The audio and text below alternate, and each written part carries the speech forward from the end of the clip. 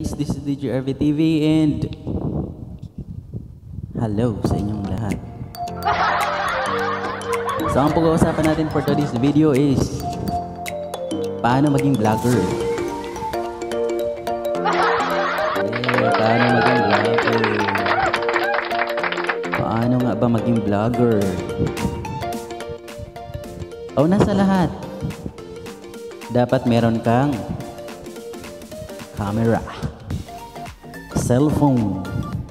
Kahit gaano yan ka, guys, kahit mamurahin lang yan, especially kung nagsisimula ka pa lang, basta kaya naman nung quality niya, nung pictures, kaya nung photo, kaya naman malinaw naman, kahit pa paano, pwede na yan. Susunod, siyempre, lahat naman tayo, meron na tayong mga social media accounts. Or kung wala pa, gumawa ka na. Diba?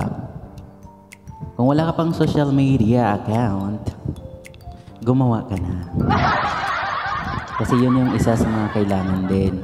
Kasi saan mo i-upload yung ginawa mong video or kinuhanan mo ng photo kung wala ka namang social media accounts. Diba? So, kung meron ka ng camera or cellphone, ayan, mag-video ka na. Tapos, syempre, dapat yung kukunan mo is beautiful. Like you.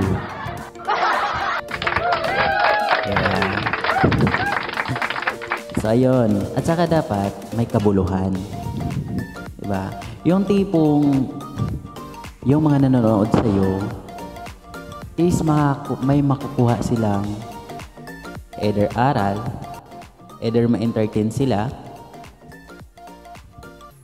Ganun. Diba? Ganun lang naman. Oo.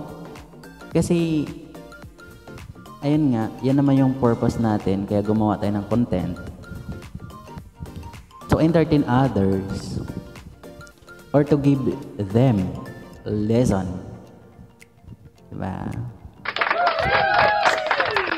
So that's all. Oo.